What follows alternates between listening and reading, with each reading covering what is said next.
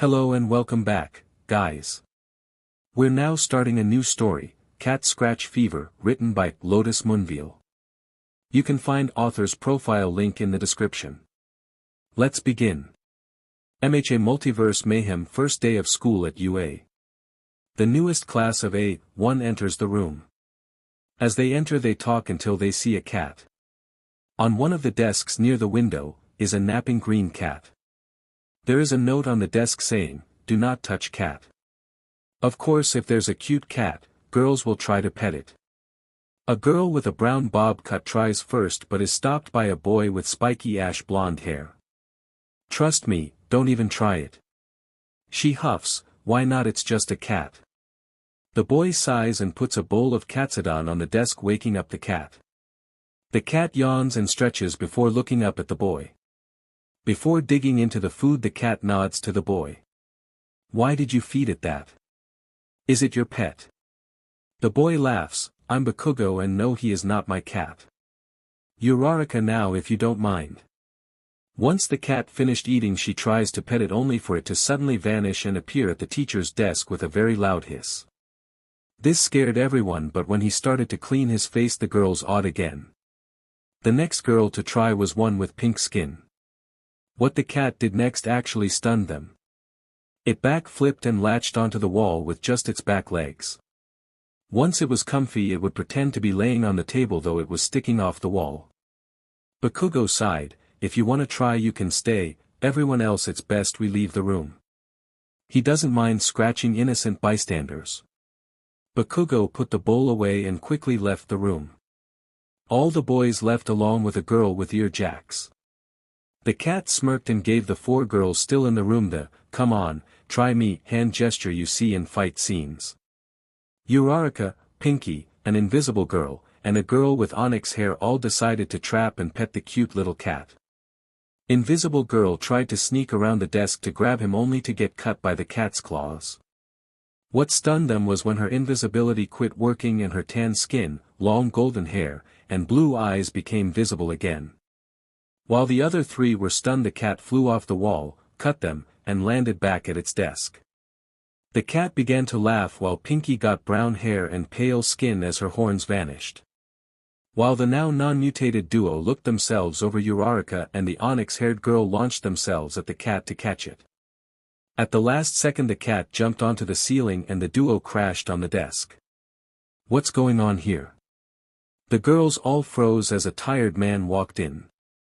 He was irritated and mad, but what happened next was what really stunned the girls. "Sorry Uncle Aizawa, they tried to pet me even though there's a sign saying not to." The cat hopped onto Aizawa's shoulder as it spoke. "It can talk." The entire class yelled, everyone except Bakugo. "I warned you not to mess with him. Izuku, where's the antivenom?" "Antivenom?" the girls said, beginning to panic as they looked at their scratches. The cat looks down, "I ran out, hence the note. Thanks for breakfast Kaken. Thank Auntie Mistuki for me please." Bakugo nodded and headed to the door, "I will get some from recovery girl. Hopefully she got some in stock." "Are we going to die?" The cat growled, "Be glad it's only temporary, but you all are quirkless. Seriously, if there is a do not touch sign obey it." Aizawa sighed, "You can just lick and nullify the venom Izuku." Izuku blushed, Kinda hard to when I got one girl in her." A grape-headed midget screamed, "You scratched the onyx-haired beauty on her bub." This made the girl blush, the midget get hit, and Aizawa to set the cat on the floor. "Okay Izuku, demorph." A small cloud of smoke surrounded the cat, then grew before suddenly vanishing, revealing a Nico boy with freckles. "I'm Izuku Midoriya, underground hero Cat Scratch Fever." A blue-haired boy yelled, "You are a vigilante. Shame on you." Aizawa glared, "Not vigilante. He is a hero that hides from media. He already has his license due to multiple events he helped take care of, including the Cataclysm Hero Ceremony." Everyone froze at the mention of that day. A lot of heroes were killed that day by a villain called All for One. At first no one could fight the villain until a cat attacked him. "Wait, you're the cat that scratched All for One?" The onyx-haired girl asked. Izuku nodded and blushed as he scratched one of his ears. What exactly is your quirk? The ex-Pinky asked. Izuku shrugged, no clue really. It keeps evolving as I use it. I can become felines, stop quirks if I scratch or bite, my senses are enhanced beyond any other known ones, and also I can defy the laws of physics. Izuku licks the scratches, undoing the venom, though he was very hesitant to lick the Onyx Beauty's scratch. The scratches visibly foam for a few seconds before suddenly vanishing and their quirks starting back up. The grape tried to grope the girls and Izuku kicked him out the window instantly. And stay out, pervert. Bakugo came back inside, another one. Both Aizawa and Izuku sighed while Izuku took the vials from Bakugo and put them in his bag. If that kid tries again, tell me. I will expel him. Now everyone into your gym uniforms and I'll take care of him. With that, the day kinda continues as normal except the girls and some guys scratched Izuku behind his ears, making him purr. This made the girls all hug him. I hate being part cat. A green private jet landed at a private landing STRP in Japan and rolled up to the building there. After everyone got off including the stewardess, the jet began to shrink and fold in on itself. After a while of it folding, it goes into what looks like a teenager's watch. The kid walked over to his passengers and said, I hope you all enjoyed Air Midoriya. I am J3T14 and I will accompany you as you visit Japan along with 5T3W4RD14 as your bodyguards. The passengers were shocked, our pilot and stewardess are androids. Both shake their heads, we are cyborgs created by Midoriya Izuku and his daughter Midoriya Eri. That's when they heard footsteps behind them and they see the real Izuku. Sorry about being a bit late. I hope you enjoyed your flight. The passengers look at him and then J3T, according to public records Izuku is 200 years old yet he looks 16 like the cyborg. Noticing their confusion he laughs slightly, I am the real Midoriya Izuku, my body got cancer so I used my cyborg technology to put my brain in this body. My daughter is upstairs waiting to meet our potential friends. He motioned to the stairs and started to walk up the stairs. The people follow him up to the top floor of the building where they see a small girl with white hair, a horn, and an apple hair clip wearing a business suit. She waved, welcome to the Midoriya airport. I'm Midoriya Eri, it's so nice to meet you. The young kid of the trio who just landed looked at her, aren't you a bit young to be working here? Eri laughed, I'm over 100 years old. I can't age at all thanks to my quirk. The kid instantly apologizes and his parents stay quiet. Eri looks at Izuku, Dad, we have a few more people wanting to rent private jets. Should I activate sets 20? He nods as he sits down and motions his guest to join him. After they all sit, the father of the trio talks first. Mr. Midoriya, why did you ask for us to come here? Izuku laughed, honestly I wanted to talk to the current #1 global hero. It's been 100 years since I held the position. The hero chuckled, so you really are Technomind. Izuku nodded as Eri laughed, Dad, that name was horrible. How were you a hero with that name? He shrugged and ordered drinks and food for Eri and his guests as he drinks a special mixture. So Star Gatler, how did you like your flight? You never answered me. SG smiled, it was amazing. If they didn't say they were cyborgs I would have thought they were real. Izuku twitches hearing that, they are real people and they hold both mine and Eris memories respectively. Do not disrespect them. The hero laughed, they are just machines like you are. Now if you'll excuse us we want to see Japan. The toys can stay here. With that the trio left with the kid pushing over an endoskeleton, breaking it. When it broke an alarm began to blare and a literal army of cyborg all mights showed up and stopped them from leaving. First you will pay me for damaging that endoskeleton. That was my current project to make a lighter and stronger frame. Star Gatler laughed, summoned a few guns, what will you do if I don't? Punch me with these pathetic knockoffs. I smirked, I hoped you would ask.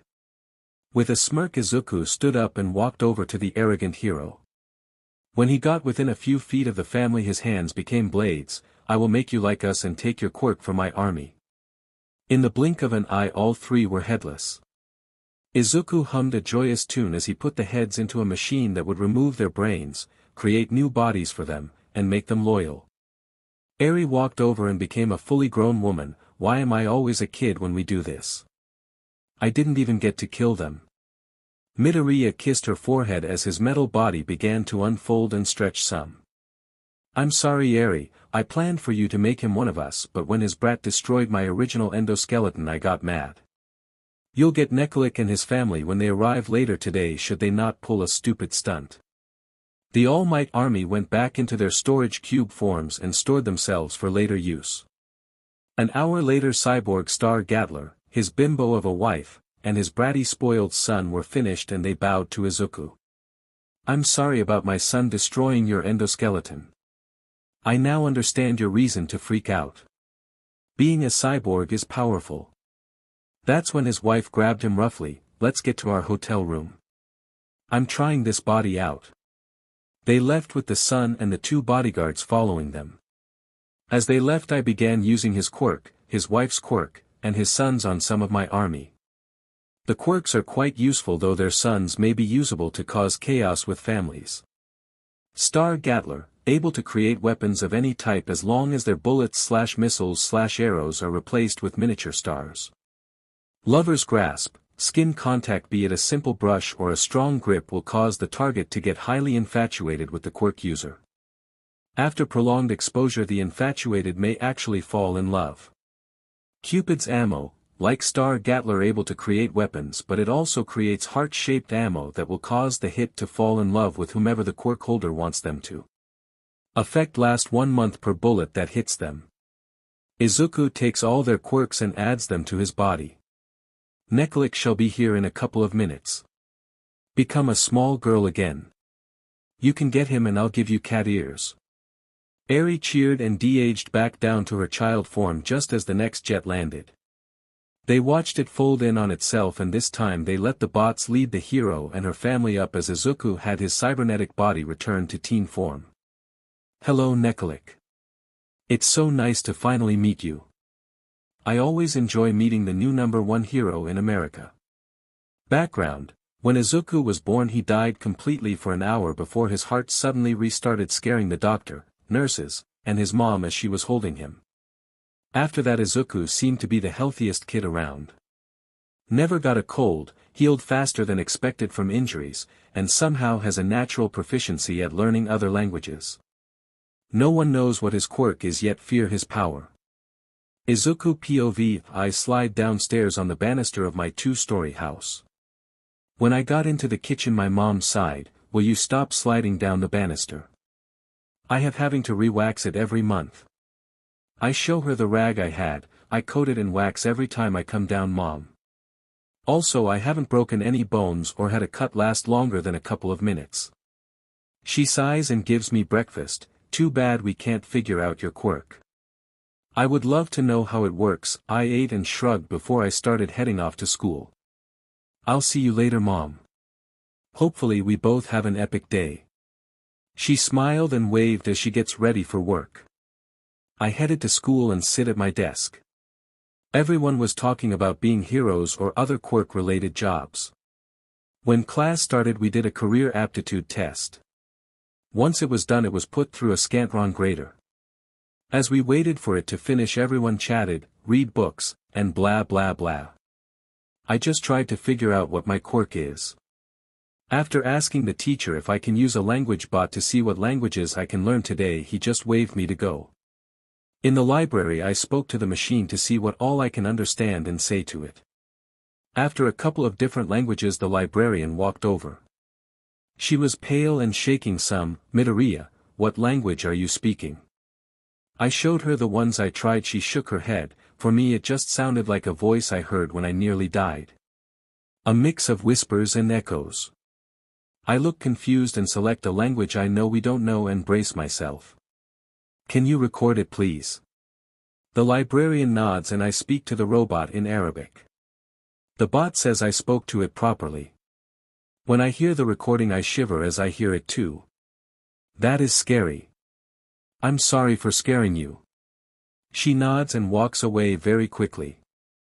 After that I went up to the classroom and Kaken noticed how I was acting. Hey Izuku, what's wrong? You look as pale as a ghost. I sighed and tried to speak only to hear him. My so-called language learning is not me speaking other languages.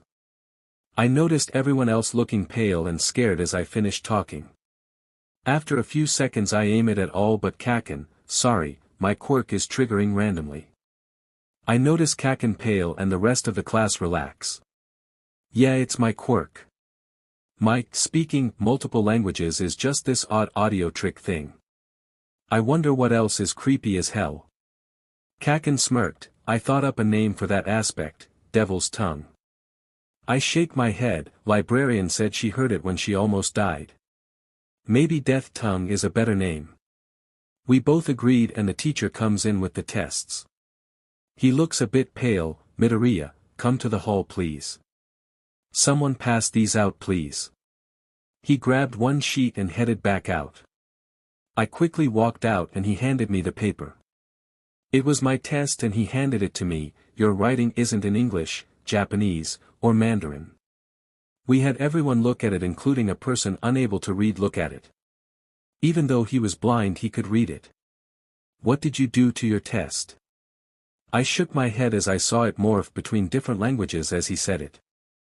I then looked at him, so not only verbal but written is the same way.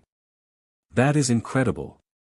That aspect of my quirk is amusingly useful. Kaken and I named it Death's Tongue since it reminds the librarian of something she heard when she nearly died. I looked my test over amused as I watched my writing shift between multiple languages. I need to tell Kaken about this. The teacher let me back into the class and I showed Kaken. He didn't see what I did until I asked him to try to read it in Braille. When he felt the bumps but saw the kanji on the page he was stunned. Wow, Death's Tongue is crazy, even your writings are affected by it. Are your texts as well? We found out the answer was yes. When class ended he handed me a bird's skull that he found this morning. Since you speak in death maybe you can use something connected to it. I laughed and put it in my bag. If so I will start collecting them. Call me Dr. Death. We laugh at my dumb joke and I headed down to the shopping district to get some sodas. I took a small detour and boy was the conditions perfect. As I walked under a bridge a sludge monster come out of the sewer and tried to attack me. My urge to protect myself caused the bird's skull to float in front of me and spew out a flood of other bones. The bones became a giant suit of armor around me before the skull suddenly turned into dust. No matter how the sludge dude tried to attack me he couldn't hurt me or get under my armor. After a couple of minutes and punch his eyes knocking him out. I then made my bone armor into an airtight cage around the sludge JRK. By the time I am done trapping the sludge All Might pops up. Stop villain. Wait, what did I miss? I kinda fanboy a bit. Oh my might. I'm one of your biggest fans. I hold out a page for him to sign and a pen. I can't do an autograph right now. I'm after a villain. I laugh a bit and point to the cage. I trapped him in there. My quirk seems to be stress evolving a lot. First I find out I'm not really speaking or writing but using my quirk to do it and now I made a skull into a collection of bones. He quickly signs the paper and puts his hand on my shoulder. Such an interesting quirk. I'm sure you'll be an interesting hero. When he touched me I instantly know where he was nearly mortally wounded. All Might, I know what you're hiding. Half your stomach gone, a section of your left lung, and some of your intestines are gone. I shook my head and looked to see if any bones weren't used to make the cage. When I find some roadkill I use pencils to remove a bone from it and walk over to All Might. I focus on All Might's wound and imagine the bone becoming flesh and replacing what has been lost. I watched as the bone suddenly flies into his wood causing him to yell in pain before suddenly relaxing. The pain is gone. I can even breathe easier. What all did you do to me? I smiled then passed out completely tired from healing All Might. I wake up the next day and look around confused. What in the world? I was just talking to All Might. What I see is a hospital room, backpack made of bones and leather, my old backpack, and All Might asleep in the chair near my window. With a chuckle I poke him, wakey wakey. It's time to wake up All Might. He slowly wakes up and the first thing I realize is that his eyes are no longer sunken in. He hugs me, thank goodness you are okay. Your mom is scary as hell. I laugh and return the hug, I am glad I was able to meet and help you. He laughed as well, I haven't felt this good in about 6 years. Also you got a hero name now. He shows me this morning's newspaper, Dr. Death helps All Might trap Sludge Drudge and heals All Might. I chuckle, I bet you talked to Kaken. He and I are the only ones who knew that joke. He thinks for a bit, you mean young Bakugo. I nodded and he said yeah. I looked at the bone and leather backpack and looked at the collection of bones inside and an outfit. The outfit was green with some black accents. The hat had a skull and crossbones along with a ring of bones around the brim of it. I noticed a pack of cards in one pocket and chuckled at the tarot cards made of bones and BLD mix, pigs BLD and bone meal, nice touch. That's when I picked up the cane and looked at the ram's skull on the top of it with an orb in its mouth. This is very cool. Wait, why is all this here? All Might smiled, I actually got your mother's permission to recommend you to UA and got your measurements for the outfit. Young Bakugo, helped out a good amount in making it. I smiled and spin the staff some, I am going to love wearing this, Mom, Kaken, and you helped make it. He smiled and my mom came in. She slapped me, yelled at me, then hugged me. Please don't ever scare me like that again. I nod and promised her not to ever do it again. Time skip of 10 years. It's been 10 years since that day and with my quirk I became number 2 hero right beside All Might. I'm known as Dr. Death and my abilities have only grown. When I am on patrol I can look like anything between an old man or a young kid thanks to my ability to change my appearance using the shadows. With that I have done spy missions and never get found out. Every so often I show up at schools and do presentations. I show off stuff like my bone armor and causing my cards to fly around. Kids enjoy it and I tell every school the same message, it's not the quirk or its usefulness, it's the person behind it that causes the difference. No quirk is evil, just the people who use them. I let the kids demonstrate their quirks and create team-ups sometimes. Nizu and I have weekly challenges in different games. Currently we are tied and he wants to try his luck against me in a game called Shadows in the Forests. What he doesn't know is that I can see in the dark so all of his pieces are worthless. There is one thing I keep hidden, a part of my quirk which is very dangerous. I can summon odd undead creatures like death knights, banshees, and floating skulls. I don't use them unless I have no other choice and I become very tired afterwards. Either way my quirk is very useful and I love being Dr. Death. I walked through the ruins of what was my kingdom. Ever since the day Bakugo, made the Lightstar crystal break in half. He tricked me, Prince Izuku, into letting him see the crystal. Since that day I have been fighting him and his skeleton warriors every single day. It's so annoying, I deskeletonize one guy and Bakugo turns him back into a blasted bonehead. Today I hope to end his reign of terror over my people. Hopefully tonight I will finally be rid of him. As I saw some boneheads doing their nightly patrol paths I shot them with a new gun my uncle created. The vibrations from the gun's speaker causes their heartstones, which is what we call the stone keeping them as skeletons, to shatter. As they all became humans again my team knocked them out and tied them up in a hidden base. We snuck towards the arena where he was giving a giant speech to those loyal to him. After getting a few patrols made back into humans we finally arrived at the arena. My scummy skeletons, I have unfortunate news.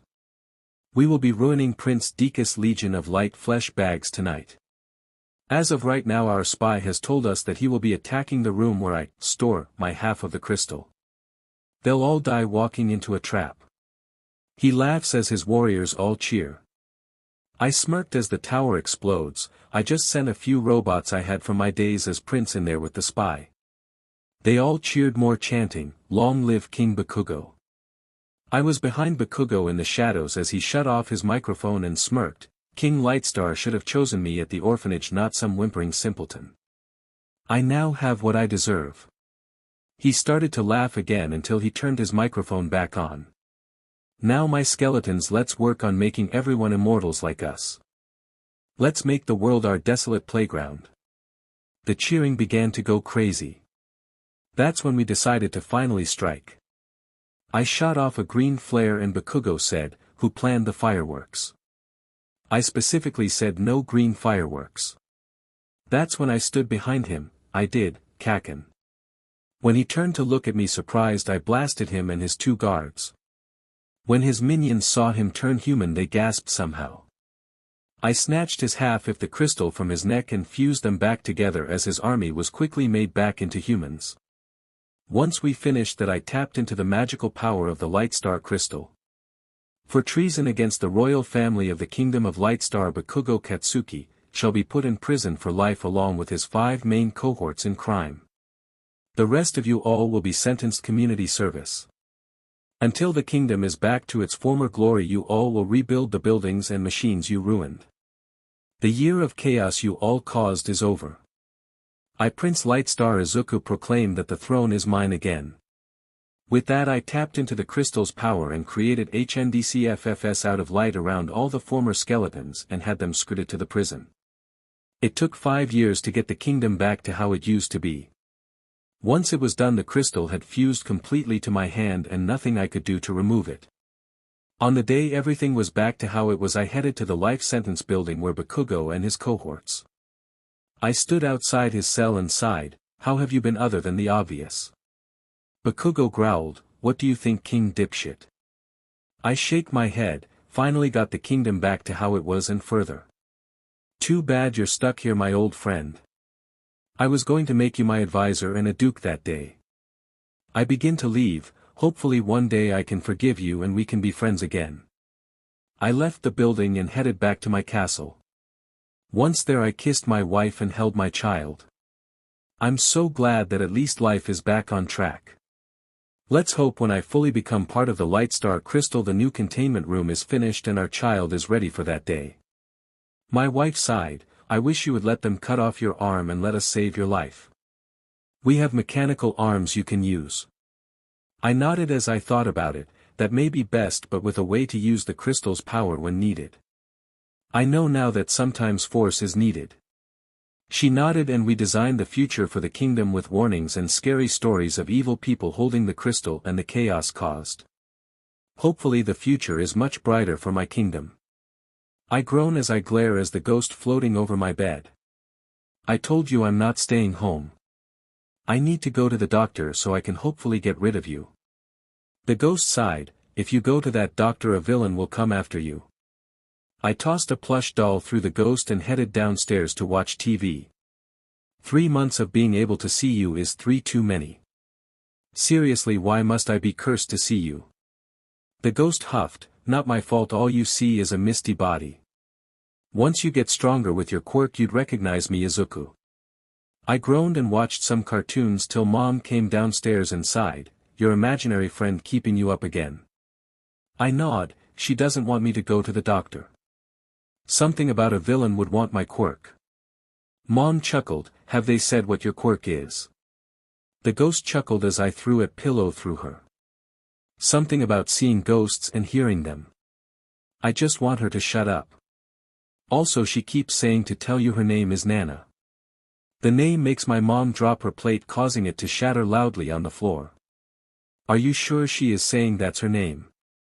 I slowly nod my head. "She said you keep her picture in a black box next to a blue stone that glows." My mom then rushed over to me and grabbed my hands. "Is she still here?" The ghost sighed softly and touched Mom's cheek. "I've missed you, my daughter. I regret leaving you behind." My mom turned and looked at Ghost as she started to become clear and solid as if she was still alive. I watched as Mom tried to hug Nana but looked confused when her hands left mine. "You saw Nana?" She nodded and touched my hand.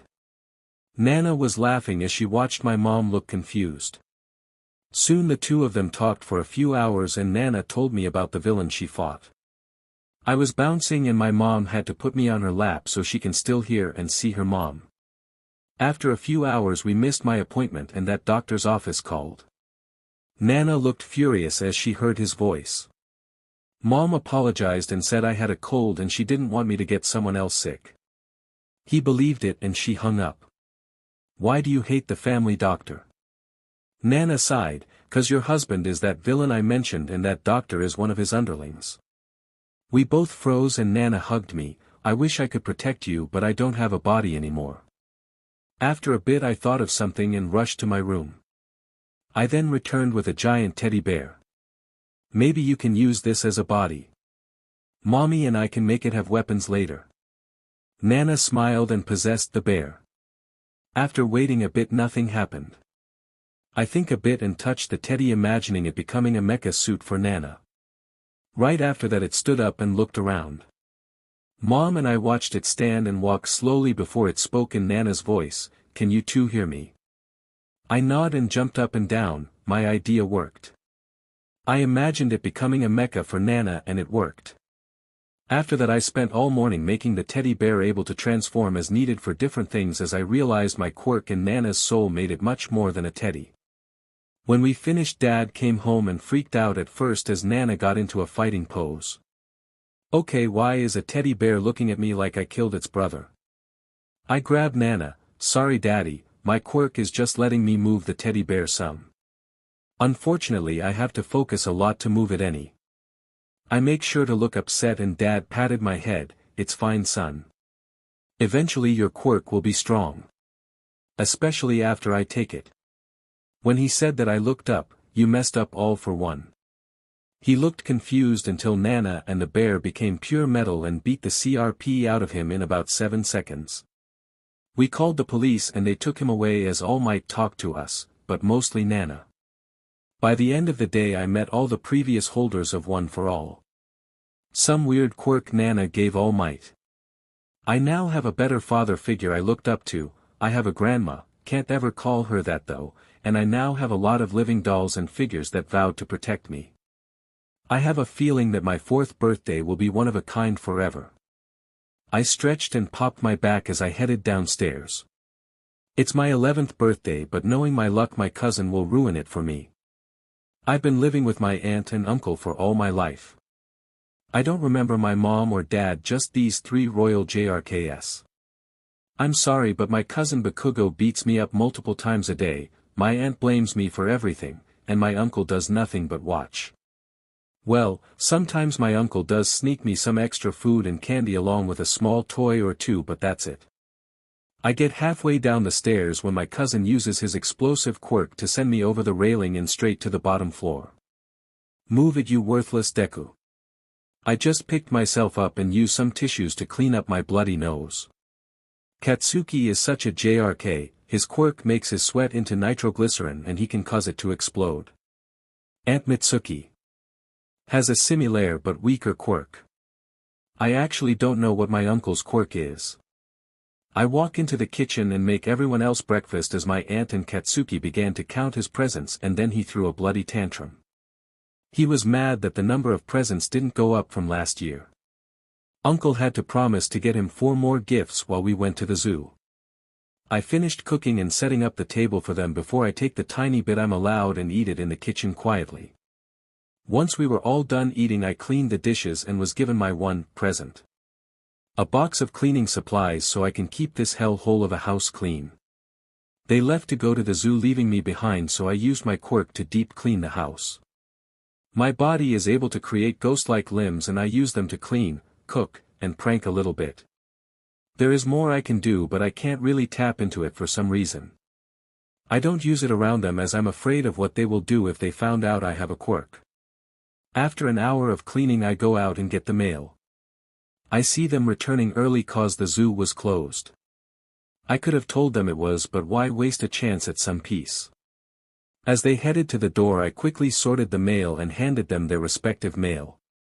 What surprised me was that I had a few letters. "What you got there Deku?" I looked at him. "I got some mail. I'm just going to read it."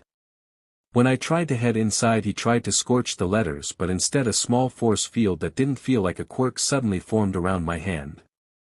This only made Katsuki even madder. He kept trying until Aunt Mitsuki came out and saw what was happening. Izuku let him burn the junk mail. Also for lying about not having a quirk, no supper or lunch today. I looked at her. I'm not doing anything, the force field isn't my doing and the mail is for me. Of course she thought I was lying until I showed her it was addressed to me. She tried to snatch them away but I decided to mess with her. Using an invisible ghost hand of mine I have the letters fly up into the air out of both of their reaches. Just to make them think I wasn't doing anything I hold on to the letters only to get dragged across the yard before I'm forced to let go. I sighed and sat down in the yard. I'll wait for them to land. Don't have a clue what's happening though. This is really bizarre. They both walk in and Katsuki starts to unwrap his presents. I quickly drop down the letters and open the first one.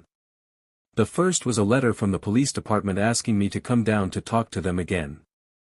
It's been a while since my mom was killed so I'm curious why they want me there.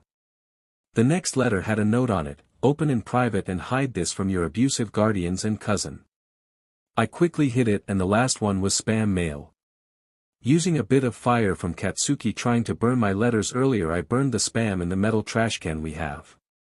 I then walked inside and showed the police letter to Aunt Mitsuki. They want me to go to the station nearby. I will run and try to return before lunch time. She growled, you better be back before then or I will let Katsuki burn your butt with his quirk. I quickly nodded and began to run to the police station. Once I got there I showed the letter and asked for the detective who sent me it. I'm quickly led to a private room where I'm sat down in and told to wait in. While I waited I opened the second letter. It was from my mom. She had wrote it when she was in the hospital after she was attacked.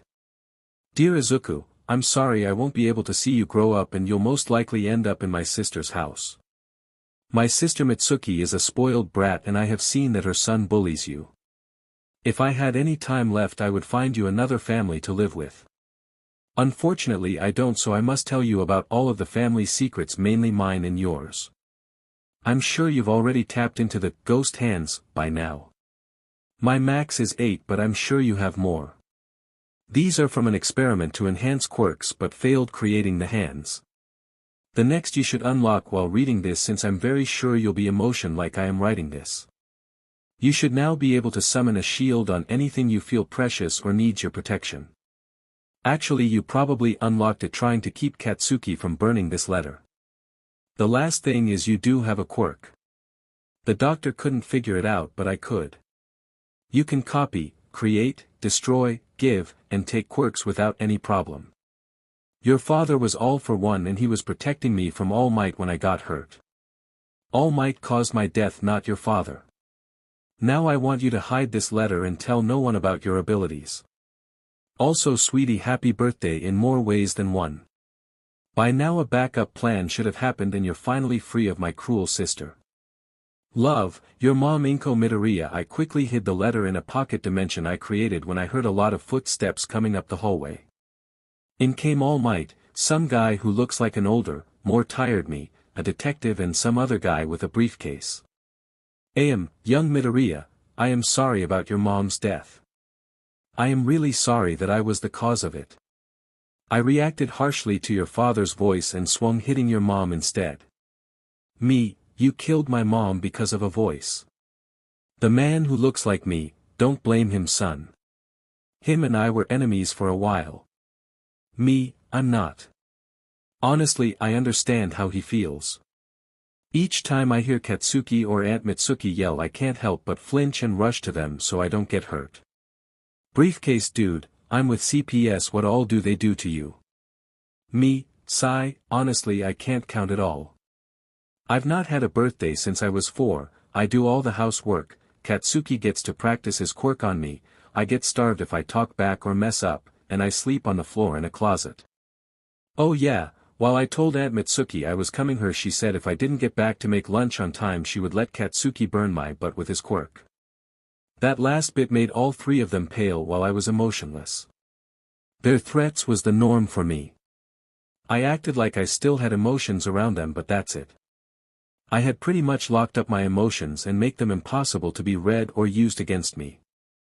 Plus it helped me deal with the disappointment I felt daily. Dad, son, how often do they threaten you with something like that? Me, every day, and even if I do what they want I still get punished just because Katsuki is in a bad mood. This morning I was literally blasted off the stairs since Katsuki wanted to get downstairs and to count his presents. I move my long hair off of my face showing the many blast burns and scars from them. Once they take some pictures I cover my face again and roll up my sleeves showing the burns there.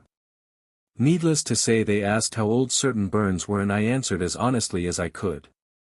When All Might tried to touch me I had a ghost hand grab his hand and push him back. I might have overdone it as he went through the wall behind him. What was that? Me, I'm so sorry, I wasn't thinking.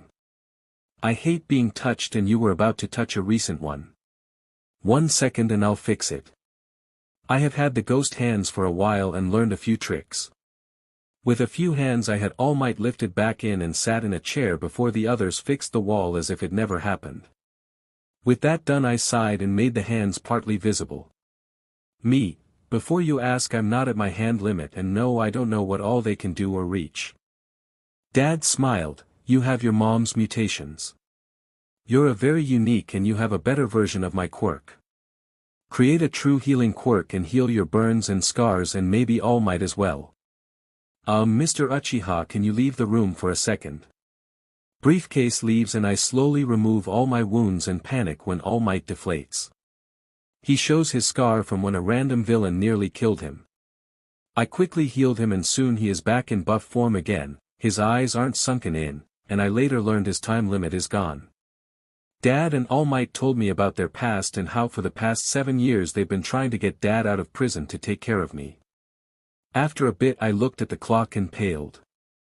I was going to be late for lunch and I'm going to get hurt. Without realizing what I was doing I started to run to Aunt Mitsuki's house. Once I got there Katsuki jumped from the bushes and blasted me into a nearby tree. What he didn't expect was that there were 2 witnesses to this. I signaled them to wait and listen as I headed inside after creating a recording quirk similar to a video camera. Mitsuki, why are you late, weakling? I know it wasn't Katsuki's fault like you always claim. The explosion was after the time you're to make lunch. Me, I am sorry, the cops asked a lot of questions and said they found my dad. Mitsuki laughing, did they also revive my sister? No, then get to making lunch. Her and Katsuki blasted me into the kitchen. I slowly stood up and looked at them. My shirt was totally destroyed from the blast so I simply walked out the door. They both began to try to blast me back into the kitchen but each time I have my ghost hands catch the blasts and make them vanish before knocking them both out. All Might and my dad were both furious when they saw the new burn mark. I watched as Briefcase got to us winded and quickly took the picture and I handed him a CD that pops out of my arm. The CD has a video and sound recording of what just happened including Katsuki blasting me into a tree. Just give Uncle a lighter sentence, he tried to help me but was threatened by Aunt Mitsuki. The dude nodded and my dad lead me back to the police station where we got into a limo. His driver took us to a mansion where he leads me inside. Once inside he gives me a tour as a staff of maids, butlers, and a kitchen staff greet us both. Dad has them make lunch and I watch them make it. The head chef told me what he was doing and what the others were doing as I kinda ran around the kitchen to watch. We ate lunch and Dad showed me to my room. The room was huge and I felt like I didn't deserve it. There was a gaming area with a computer and a lot of game systems, a giant bed, a massive TV, my own bathroom, and a walk-in closet. Dad, we will get you clothes tomorrow and some toys, okay? I nodded and told him I wanted a nap. He left and I tried to sleep on the bed. After an hour of trying I took the quilt and a pillow to the closet and almost instantly dozed off. Apparently Dad came to check on me and put me back on the bed since when I was woke up for supper I was on my new bed. I ate supper and ate a lot more than I usually do. Dad was patting my back and looked sad, telling me to slowly work up to big meals while I threw up. Once I was done, he put me in my bed and I dozed off. This, other than the pain, was the best day I've had in a long time. I wonder how long it'll take me to get used to this new life. Demonic Fiancé. This mini story was inspired by remix_soul. Follow them and read their stories. I groaned as I banged my head onto the desk. Today is Valentine's Day and it's a Friday. All I want to do is go home and go on my date with my fiancé. Of course Uraraka walked over with a box of chocolates for me. She is a nice person but definitely not my type at all. Deku, I've had a crush on you since you turned the 0-pointer into a tiny robot ant and stomped on it. Will you please go out on a date with me? Bakugo busted up laughing. DMN round face, you are not very observant. Look at his left hand closely. That's when everyone noticed my ring with a skull on it with heart-shaped gems in its eyes. It's just a ring, what's so special about it? I slammed my head into my desk multiple times, scaring the entire class. Bakugo yelled, Big Bub, make Deku a pillow. If he gets another concussion, Lily will kill us all. Momo quickly made one and put it under my head until I calmed down. Mineta was the first to realize what Bakugo said. Wait a second, who the F is Lily? I finally calmed down and sigh, Lily is my fiancé. I've been engaged to her for a while now. Every time I tried to tell you guys I was engaged, you all just talked over me. Everyone was silent for a couple of minutes before Uraraka slapped me and then began punching me as my ring began to glow. After that, a blinding flash of red light, Uraraka was sent flying backwards with a loud slap. Standing next to me was Lily and she was furious. Someone care to explain what that bimbo was hitting my fiancé? I want the truth right now. I grabbed her hands, she began to form fireball in them. Hun, calm down, I don't need your father mad at you again. Last time it took me 4 deals to get you unheld. She sighed, I still want an answer. That's when Uraraka stood up and tried to attack Lily. As she ran over, she screamed, he is mine, you villain. I snapped my fingers and she was stuck in mid-air, stunning everyone. Uraraka, I was never yours. I told you that many times. You flirted and asked me out so many times and each time I said no. Be glad you didn't touch Lily, her father would not be happy. I dropped her to the ground and she tried again to hurt Lily. Lily and I both sighed and warped to behind her. That stunned everyone but Bakugo, as he knew what was going on. Uraraka, give up, Izuku is my little bunny. I'm more likely who just touched my butt. Everyone turned to see Mineta GRPNG Lily's butt. Needless to say, Lily, her dad, and I were very, very upset. Grapist, you just doomed the entire F world. Everyone looked at Bakugo confused until an earthquake started and a red glow was coming in from outside. Everyone except Bakugo, Lily, and I went to check with Mineta GRPNG a few more girls. I think your parents will give him the worst punishment they normally give. She chuckled and kissed my cheek, I'm sure of it, and extra. I grabbed Mineta around his throat before warping to the forming summoning circles. Oh CRP, there's 2. Grapist, you really messed up if both of Lily's parents are coming. Out of the circles came 2 very tall people. One was Lady Death, a skeletal-looking female with lots of bone daggers and scythes floating around her as her reaper cloak flowed around her. The other was the devil himself in his demonic form, Lucifer Morningstar. Both yelled, who dared to touch our daughter? I tossed Grapist down in front of them and bowed. It was him. I was protecting Lily from a jealous female and he took the opening to grope her rear. I'm sorry to have failed protecting her. They both shrink from 20 foot tall down to 6 feet and hugged me. Lucifer chuckled, don't worry son, it's not your fault. You did your best. Wait, why are you bruised? Lily flew down and healed me gently with her magic. That girl beat him when he explained that he was engaged. When I came to defend him, she attacked me, calling me a villain. Lucifer looked at the A1 classroom, okay, come down here willingly or else. All of A1 still in that room, don't make me wait. What I hear next made me nearly fall over laughing. Ida yelled, "F the rules, run and get there before they destroy the school." After a couple of minutes everyone was down next to us. That's when Mineta made mistake number he grabbed Lady Death's butt. Mineta yelled, "Holy SHT. This skeleton hottie has a phantom butt." Both Lucifer and Lady Death punched him into a tree. I sighed and healed him as Lucy had the tree restrain him. Lady Death was appalled, "What a pervert. He's even worse than the entire HRM sector in hell." Mineta perked up, "What's the HRM sector?" I smirked as I walked over and whispered in his ear, "That sector is where perverts get F for all eternity by everything that turns them off, and RPSTS/MLSTRS get it much worse." He paled then fainted when he visualized what I told him. Lily smirked and walked over, "While he fainted did you embellish the truth?"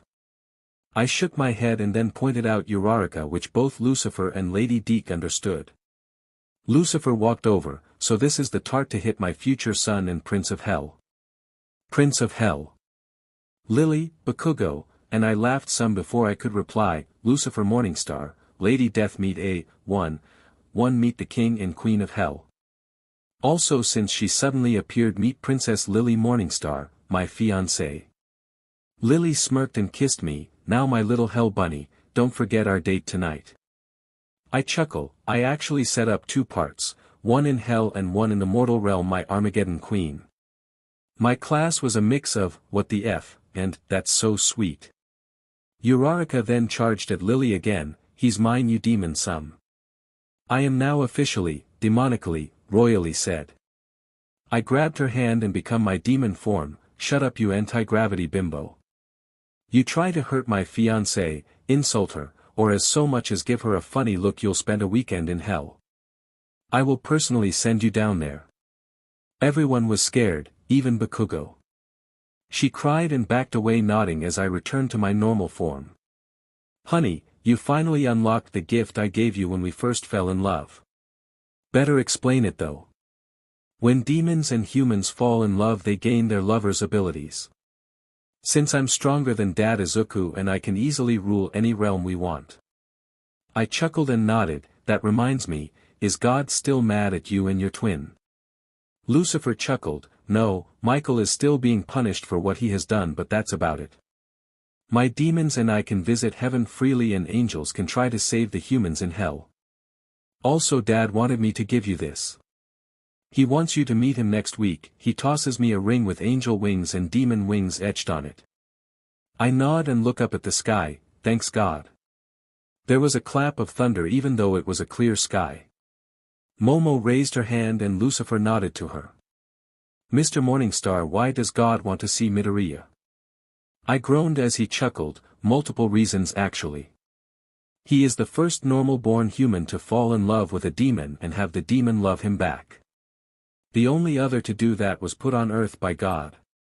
She became my wife for all eternity." He kissed Lady Death and she smiled, "Well, I did resist at first, but kinda hard not to fall in love when he's your soul mate." I let them make out some by continuing, "I also destroyed some very dangerous relics that would destroy the world. Remember in history class the Decade of Nature? That was actually a war between humans, angels, and demons.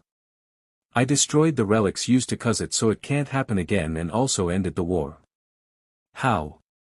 That's when Kurogiri popped up and waved to me, "Izuku, sorry to bug you but I accidentally sent Toga through time again." I groan and hop into a portal I created. After grabbing her I toss her through my portal, make sure she couldn't do anything, and return. She was about to bite a random person.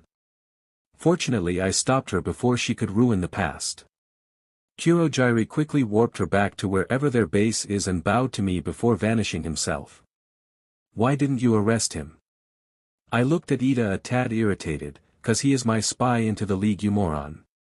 After I said that I noticed Denki the class idiot pale a bit and smirked as I grabbed him, "Ida, I lied to get the mole. I have a deal with Kurogiri, no more portaling any of us and I help when his quirk glitches. He breaks it and Lucifer gets him early."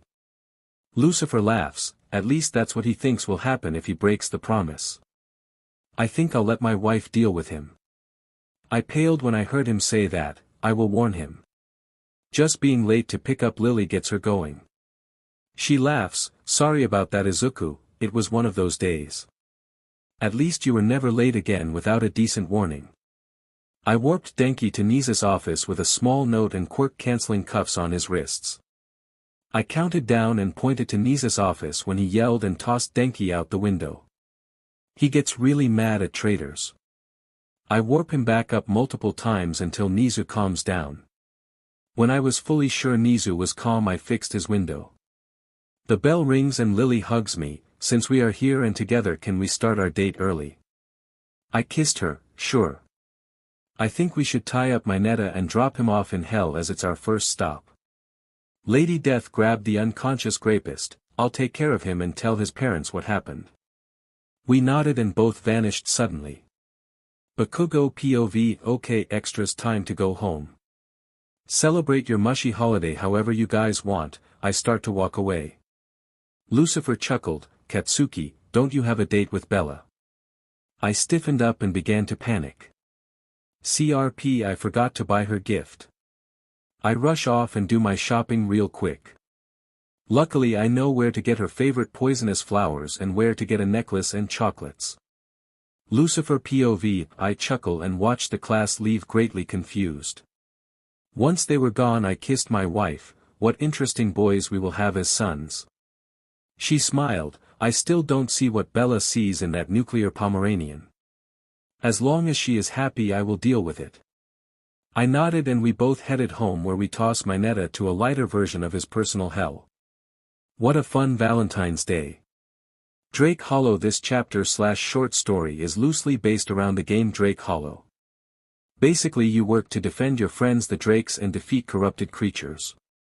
Izuku was upset as he slowly woke up in this new land. At first he was running from Kachin, who was attacking me again, just because the teacher said, "Happy 10th birthday Izuku." 1 second later he was talking to a talking crow. The next he got SCKED through an odd thorny portal and ended up here. After he pops his back he slowly stands and walks over to giant crystal cluster with a bunch of plant people around it. At first the plant people looked scared until I knelt down. Hi. I'm Izuku Midoriya. I came through some odd portal to here. One walked over and hesitantly said, "Are you friend or foe Izuku?" I smiled, "Definitely friend, I would never hurt anyone except pest bugs." They relax and lead me into their walled fort.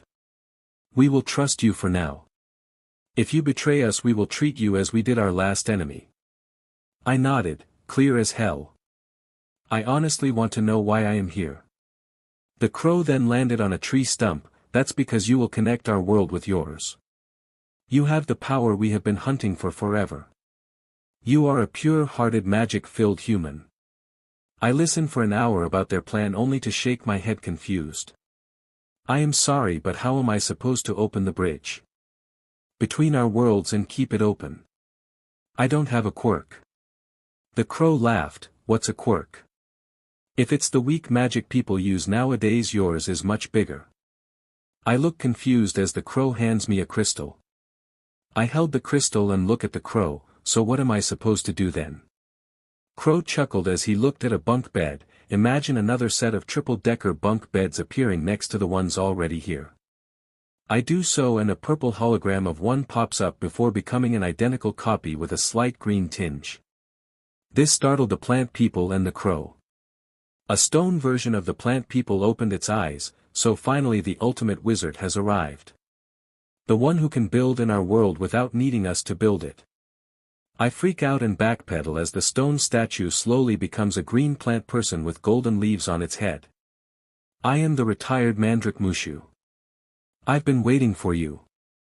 The other mandrakes bowed to him as he walked over to me. "You will be our new home basically. Drake Hollow, our home, will never fully heal from our last enemy. Will you help us out?"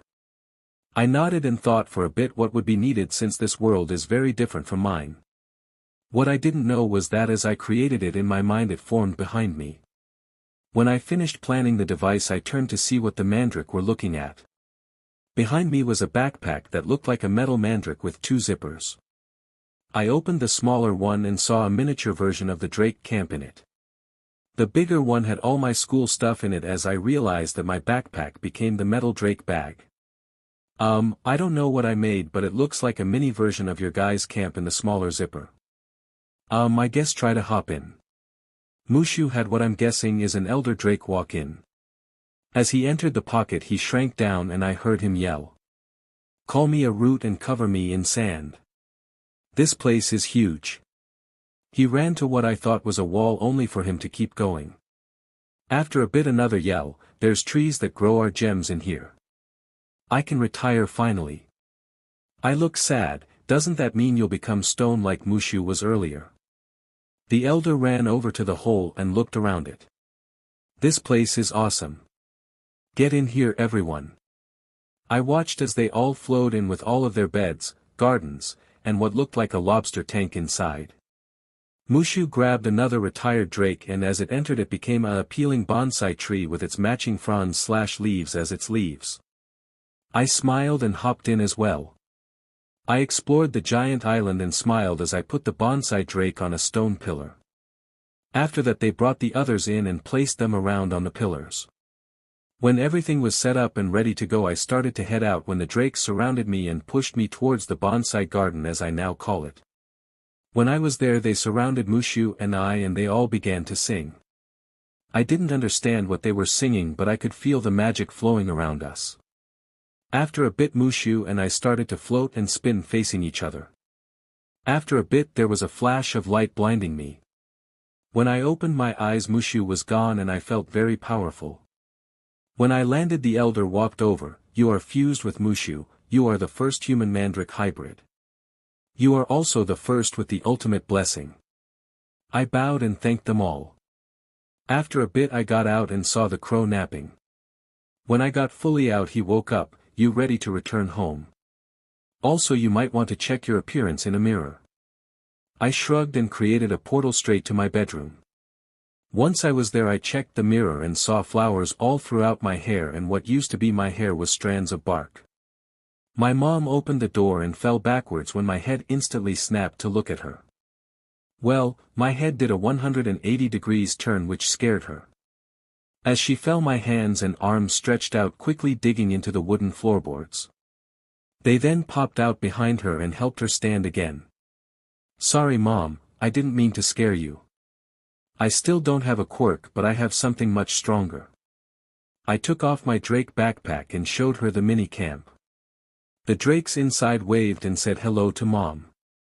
Once she was over being stunned I told her the entire story. She smiled and hugged me pulling away after my hair scratched her face some. I healed her as a flower tossed some magic pollen onto her face. The scratch vanished, she lost all the weight she gained, grew taller, and looked like she did when I was 4. Mom was happy and gently hugged me, my sweet boy, you can finally be a hero. Just be careful against fire quirks and anti-plant ones. I laughed softly, I'm not just part plant.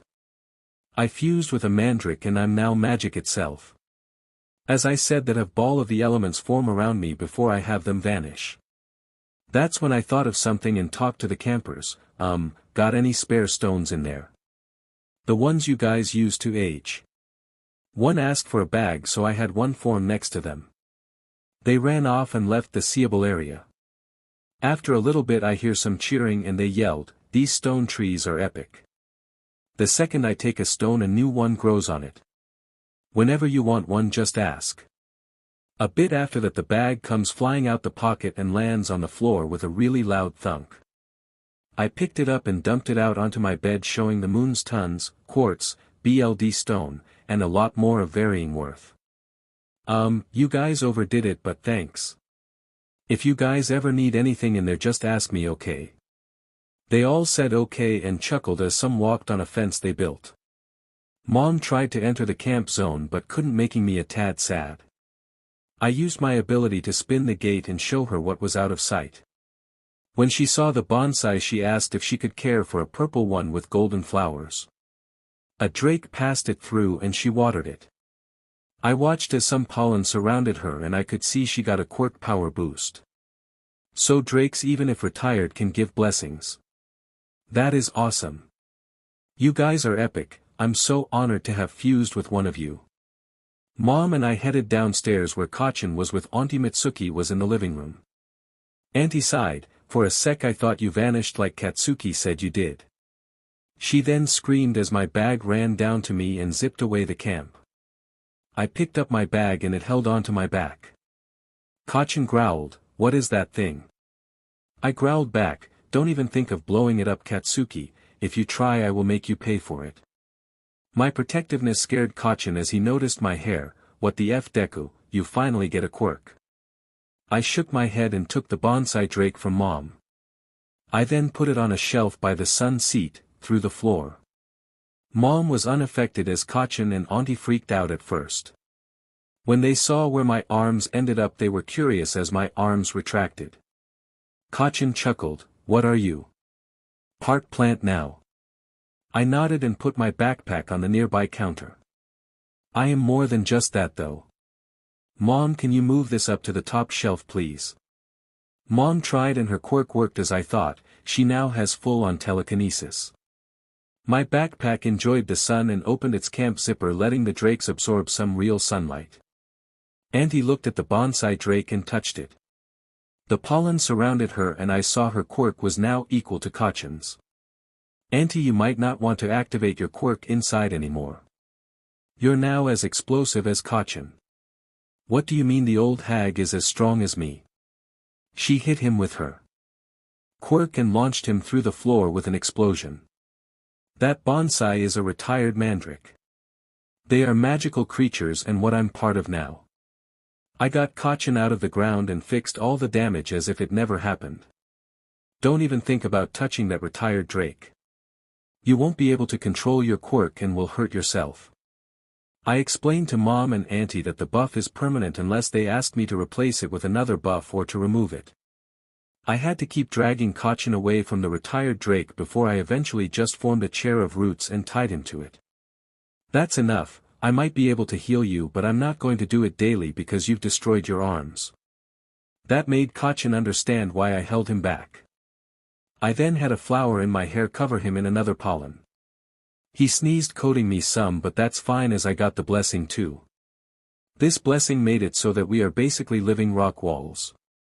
We move and look normal but if you try to hit us we feel nothing. The puncher on the other hand, may break a finger. I just boosted our bodies to take harder hits but leave Mippling alone. He just retired when I became part mandrake. He smirked and the chair vanished. Mom and Auntie laughed as I Superman punched Kachin and ran outside with him chasing me.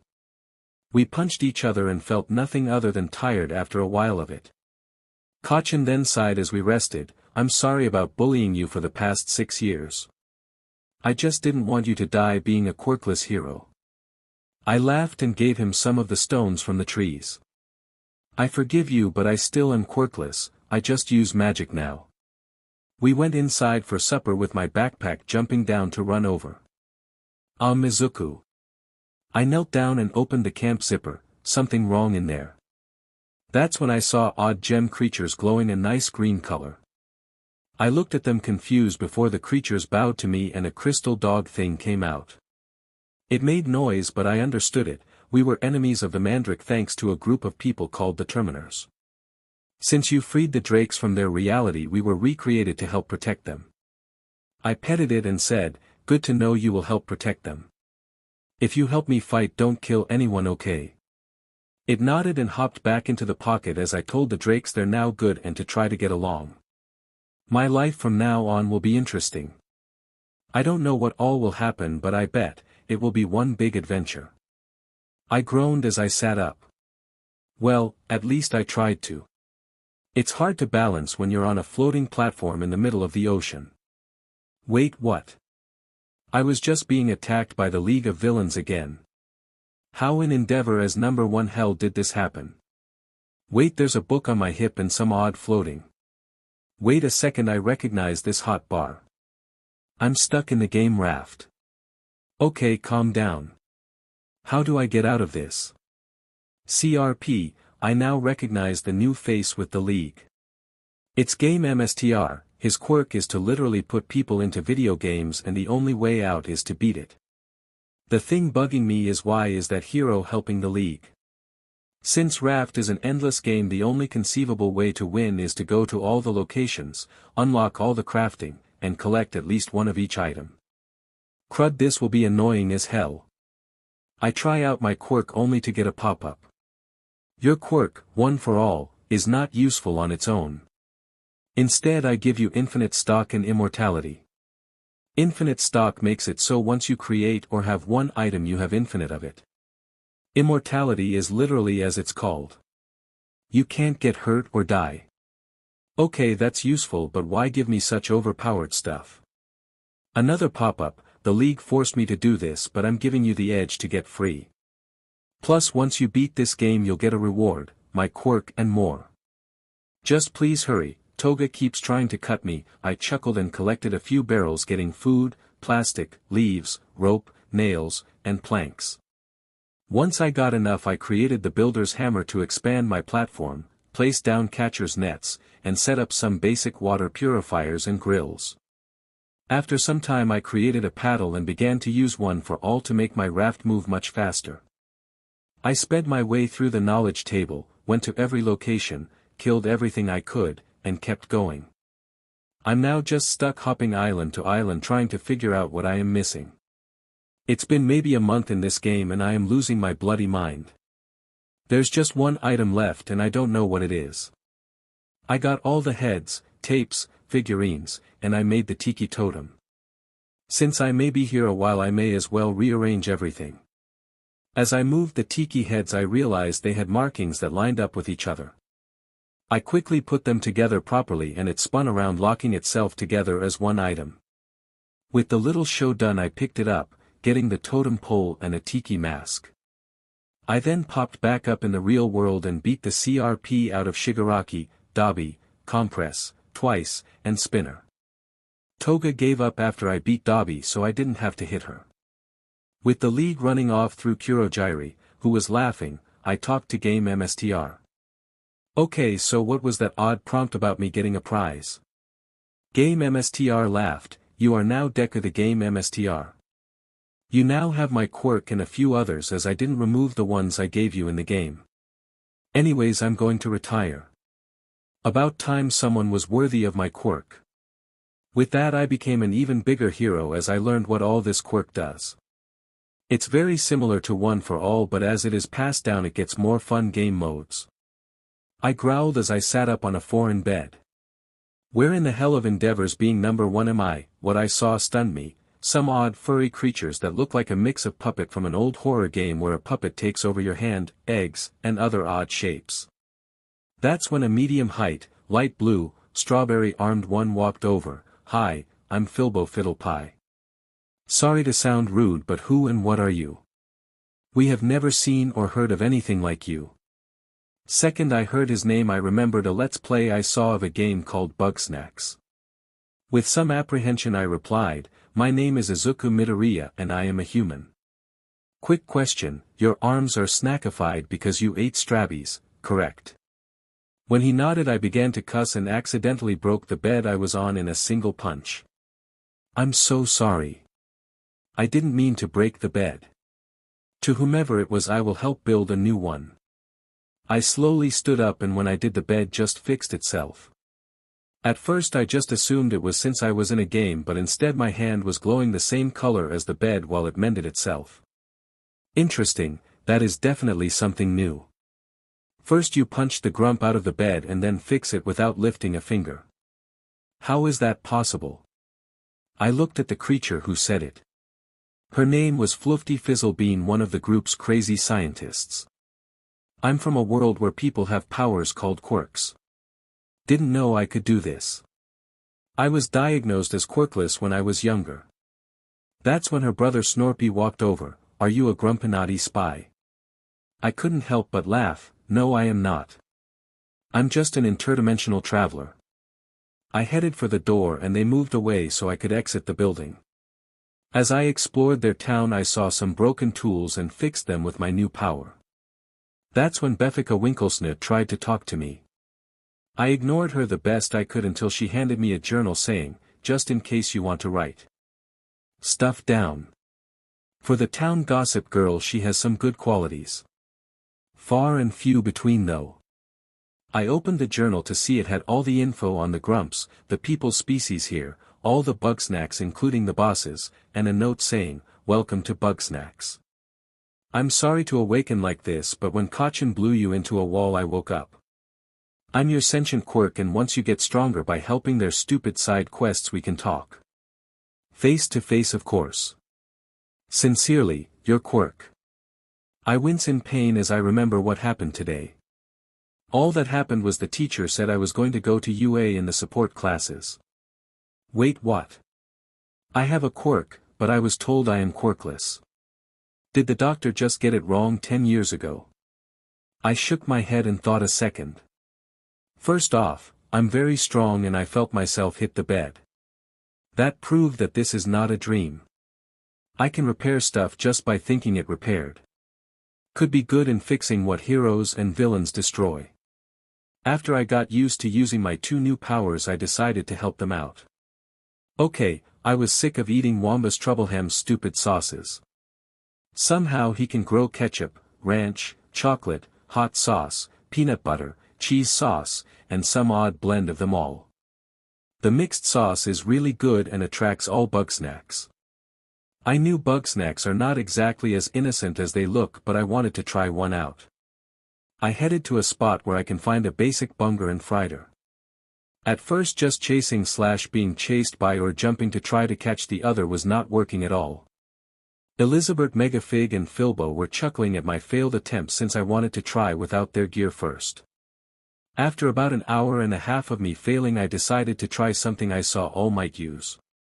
I focused my strength into my fingers and flicked causing a strong wind to form around me. This stunned every bug in the area so Elizabeth, Filbo, and I ran around catching them. Once that was done I ate a bunger and frieder. I checked my body over to see what changed but nothing did. Instead of getting fry hands or legs I just got stronger. I then helped everyone with their little quests while I started my own, to eat all 100 bugsnacks. By the time I was done I could probably beat All Might with maybe 2% of my power. That's when I was able to see my sentient quirk. At first she looked like a black mass covered in ones and zeros until she became a much cuvier version of Midnight in a bikini. Hello MSTR. I'm Lyoko, your quirk. Before you ask, yes I can read your mind, yes I became Midnight because of it, and yes we can return home. For you it's been a couple weeks right? In the real world time hasn't passed at all. Now go home and let us kick Kachin's butt. Also don't worry, I won't become visible around others. With that she giggled and I was waking up in the wall indent. With a huff I walked out of it and healed myself with the repair bit of my quirk. DMN Kachin, are you losing your touch or something? You barely left a mark. That made him furious, you hid your quirk from me. Don't look down at me Deku. Using his quirk he launched himself at me. Deciding to add some insult to injury I summoned a lunch pad from Bugsnacks in front of me. When he was over it I launched him into his goon squad. With them stunned I left school grounds chuckling, Lyoko, what all can I do? Maze game. This is a game idea I've been tinkering with for a while. The rules are simple so you can be creative with how stuff works. I will give you a few examples in this story so don't worry. Also the chapter picture is the maze I will be using for this story. It was built in Portal Knights on the SWCH. I hope you all enjoy this chapter which is a possible game scenario. I groaned as I woke up in an odd hallway. To my right was a chest and I could see at least 2 others like me next to their own chests. As I tried to remember how I got her a voice rang out. It was a mix of robotic and female, hello my little players. My name is MSTRS Vivian and you 4 unfortunate souls are my entertainment. I heard a girl shout, I am no one's entertainment. Go to a show or something you lazy sadistic beach. That's when I heard an explosion and a video game like voice say, player 3 deleted. Reason, back talking MSTRS Vivian. I nearly threw up as I heard this. MSTRS Vivian tutade, such a rude mouth for a young lady. Now let me continue explaining. Your quirks are currently blocked if you have any, so no trying to use them. Now this is a turn-based game. Each turn you get to roll for points. You can save or use them as wanted. You must escape by either by killing the others or by getting enough keys to escape through the door. Since one of you is quirkless, you shall start. I yipped as 6 dice appeared in front of me. One set of 3 has pictures on them while the others have numbers. I tossed the 3 pictures to get all 3 as gems. Before I could touch the dot dice, they rolled themselves. MSTRS Vivian was chuckling, 3 events right off the bat. This is very unusual and entertaining. Wait, you got the same event 3 times. You are one lucky quirkless kid. What is your name? I gulped. My name is Izuku Midoriya. I would like to say it's nice to meet you, but this is terrifying. She chuckled more as a small scroll popped up in front of me. Since you rolled 3 of the same event at the same time, MSTRS Vivian is rewarding you. You get both the double chests and the extra point rolls. She is also changing it to triple of both for your good luck. I thanked her softly so the others wouldn't hear me while I opened the chests first. Inside each of the chest was another 6-sided die. I rolled all 3 and crossed my fingers for something good. A new scroll popped up, 3 resurrection items, 3 traps, and 3 weaponized glass. Please choose their appearance. I looked confused at first until I grabbed the glass and imagined them as spiky Pomeranians. When they became that, I realized what the message meant. I then turned the traps into a bunch of vines as the resurrection tokens became phoenix feathers. MSTRS Vivian, may I use one of my resurrections to bring back player? With that a feather flew away and a voice said, Player 3 revived due to Player 1, Izuku Midoriya's kindness. I then used the vine traps on all 3 before I did my other rolls. I got a lot of keys: healing, melee, ranged, and blocking. Unfortunately, I got more than 20 on all of them, and for each one I had to roll 2d6 each. Heal and keys luckily got doubled by 2 even dice. I lost all possibility of getting melee and ranged due to getting double odd dice. Blocking was cut in half due to 1 of each. What an interesting way to deter hoarding a lot of points. After that was done, I moved over 6 spaces. This got me out of line of sight but got me closer to a player who might kill me. I relaxed more as I watched player 2 just roll. The vines binding them so much they couldn't move of the square they spawned on. I didn't see what the other players rolled, but when it was my turn again I ran. An invisible barrier stopped me 2 squares from the exit platform. I fell down and kinda got bounced around in my last movement square. I didn't get hurt or see my HP on the floating card thing decrease. After a quick roll for very little points, everyone else did their turns with the vines vanishing at the end of their turns. That's when I got to the exit and unlocked it. Before I could do anything I was SCKED into it and I was in an odd room. It had lots of random items in it, and near the end I watched it extend. The room, well, more like a hallway, extended more and a statue of me formed. At the feet was a bundle of vines matching my trap, an All Might glass figure, and a feather. It took me a second to realize it was the items I edited earlier. That's when a coin-like object popped next to me. It was a coin that could double my attack or let me move 6 extra spaces per turn. I quickly made it into an old cartoon character, Cat Dog. It was set to the hand with the feather as the feather moved to my hair. I then walked through to the next room where I saw the other 3 players who looked sad that they lost. After they glared at me for a bit, MSTRS Vivian appeared. She was gorgeous beyond words, but I saw through it. Behind her were wires and a few poles hidden by the shadows. Well, Izuku, you won the maze. You get to choose their fates and your reward. What will it be? I instantly bowed. Is it possible to give them all rewards? You did summon us here out of the blue without warning. Also, if they don't want to play again, please make them immune from ever having to. She laughed, and as I looked up I saw she really was a puppet, very realistic and lifelike, but still a puppet. As you wish, but you still need to choose your reward. I nodded and pretended to think as one chose money, another a stronger quirk, and the third wanted a HRM. With them gone I glared, first off, show me your true body. I know what I see is a puppet. Do that, then I will tell you. What I didn't expect was for an old lady to walk out of the shadows. She was the person the puppet was based on, and you could tell. You are the first to realize this was a puppet. 5 centuries and not one person realized it. So what do you want as a reward, Izuku?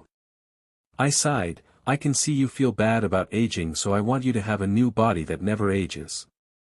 A body of your younger self, so you never feel insecure about your looks ever again. Once I finished what I wanted, her body began to crumble away. At first I began panic until I saw her body reform afterwards. She smiled, thank you for breaking the curse a previous player put on me. Now I'll send you home with a very special gift. That's when I suddenly sat up in bed. Oh, it was only a dream. That SCKS, I enjoyed the strategies the game lets you use. I headed downstairs and stopped for a second. Wait, since when did I live in a multi-floor home? How do I know the layout of this mansion? I headed off to the kitchen hungry, and the staff there made me breakfast. That's when my mom rushed down and came to me. Izu, do you know what's happening? How did we get here? I shook my head when a letter suddenly popped up in front of me. I opened it and read it. Dear Izuku, I'm sure by now you and your mom is freaking out. This mansion, the golem staff, and a few other things have been gifted to you by me. First off, you got a unique quirk, it's called Ultimate Gambler. This quirk lets you choose what you roll even in the maze game, just be careful other maze MSTRS and mistresses don't notice. You also have a few other quirks I want you to figure out on your own. I adjusted your mom's quirk, she now has ultimate telekinesis. No weight, amount, time limits, or any form of drawback. This will be the start of your days as my champion. I must warn you, some maze MSTRS/mistresses won't agree to let you save others and will have their own rules. Be careful and safe, Izuku. Also, the more of them you beat in my name, the stronger you, your mom, your significant others, and I will get stronger. I want to help you become a hero as you help me break my curse. Sincerely, MSTRS Vivian. After showing it to my mom and us testing our known changes, we believed the letter. I wonder who all I will go against in my new role in life. By day a hero in training, but when summoned a future maze king. I hope you all enjoyed this chapter, and if you want to see an actual book of this, tell me and I'll make it more entertaining with actual fights and roles. If you want to hear the rules/how to play of the game. Should this short story become a full-on story, I wouldn't mind getting told what you guys do and it might become a chapter. Game idea: you and your opponents are stuck in a maze and you must find a way out. There are only 2 default ways out, killing all your opponents or escaping through an exit. Each turn you will roll multiple sets of 6-sided dice, you can choose to move up to 6 spaces, use items, or try to get into chests or other interactive items. You get 6 actions per turn beyond rolling your points and moving. Actions: interacting with chests, for example, to get what's inside, using an item, or using points. Using points and an item for an attack, weaponized glass and melee/ranged, counts as one action unless stated otherwise. Point rolling: you roll 1 6-sided die to figure out what you'll get, then another for how many points/keys you'll get or what event you just triggered. Block: 1 block points will block 1 point of damage per point used. You can choose not to use block if you're attacked or trigger a damaging chest/event. Ranged: 2 ranged points are the opposite of melee but requires line of sight still. Takes 1 point per block between you and your target after the first 2 blocks. You can add the rest of the points for more damage. Melee: 3 melee points are usable as long as there are no more than 1 empty space between you and the target. Target must be in line of sight. Heal: 4 heal points can be used on you or a friend if they are next to you. You can revive a player which costs their max health but only brings them back at 1/4 their health. Event, 5 event points automatically trigger their matching event. Key, 6 keys can be used for chests or the exits you are next to them. They can be traded via an event if you want to. Chest events chests use 0 to 3 keys but it depends on a d4, 4-sided dice, roll. Chest key cost is that number -1 so free chests are possible. For d6, regular dice, it's 1, weaponized glass does double damage for 1 use before breaking. It will take the form of any weapon/item you want but best not to store too many. Each weaponized glass will trigger should you be damaged by certain events. Damage x2x2x2 is what would happen if you had 3 weaponized glass. So 4 damage becomes 8, then 16, and finally 2, shifting trap. 1 activated it'll become any trap you want that will immobilize 1 person for 2 turns. They can still roll for points/keys/events but they can't move from the spot they're trapped on. Item use is 1 action. 3. You are dealt 1 to 6 damage but it will activate weaponized glass if you are holding them. 4. Double all your current points/keys or a certain one depending on who's running the maze. 5. You gain 1 extra life but you lose all points you've saved the second you open the chest. The 1-up takes the form of an item or a minion. When you die you get reset to where you started in game but you also have the points you have saved up. 6. Choice boost item. When you open the chest you lose 1/2 your health without triggering weaponized glass if you have it. This item will double your movement speed or attacks for 4 turns. You can choose what it looks like dormant and active. Item use is 1 action. Events some are just for the roller and some are at everyone. 1. High roller. The highest roll/rollers if there is a tie, get a chest. 2. Critter swarms. Lower 1/2 of the players get dealt 4 DMG plus weaponized glass. 3. Wish. Person who finds the wish granting entity/item gets 2 choices, a chest with 2x the loot or 6 rolls for keys, block etc. are doubled. Events cannot be rolled during this. 4. Bomb voyage. All must roll an odd number or 1/4 max health is lost. 5. Key trader/collector, will boost your health depending on keys you give the imagined machine/person/shop. 1 key is 4 horsepower healed and added to max health. 6. Chosen blessing, you can either teleport where you longing on the map or get 8 defense/block points that will be used automatically until they are gone. Hoarder's hell/delight, if someone gets 20+ in keys, block, heal, melee, or ranged they must roll 2d6 if both are even your points are doubled, both odd removes all of that point type and you're unable to collect those points for 4 rounds, 1e10 just removes half of those points. This is a big gamble. You can add events, items, and other rules if you want should you be the maze MSTR/MSTRS. If you longing to, you may also give players a helping hand or a punishment. I groan as I walk down the street in very special quirk canceling bracelets. Babies crying, women gasping, dudes yelling, and animals fleeing en masse. Even though my quirk is being cancelled my quirk is way too strong and still growing. My quirk is called Fear's Embrace and basically makes me look like whatever people fear most. Honestly it is so annoying at times. My quirk can be useful too so I can't completely complain. Last week some idiot tried to rob my mom, so I became his ex-wife. His scream and running away as I hit him with my quirk-formed purse was awesome. My neighbors and a few friends can see through my quirk without a problem since I've been there long enough. They were all laughing as I chased the guy away and helped get him arrested without me going to jail/juvenile again. Okay, let's just jump to present day. It's the last day of school and the teacher is yammering on about everyone wanting to be heroes. Kaken gets on his desk saying everyone else will just be D-list sidekicks while I end up a villain. That's when I finally snapped. All my life I've been called a monster, a freak, a villain, and many more just because I was born with Fear's Embrace. Without saying a word I slowly stood up, removed my quirk limiters, and glared at everyone in the room. Just because my quirk lets me become what people fear doesn't make me a villain. I've not killed, robbed, or broken any single law. All my life you all have called me many names, but now I am done. All these years I have felt an odd hunger, and now I think I know what it is. I grabbed Kaken by the throat and imagined my hunger getting sated. With each surge of his fears and nightmares entering me, I got stronger. Before anyone could run, I used one sphere of Tholu to form tendrils.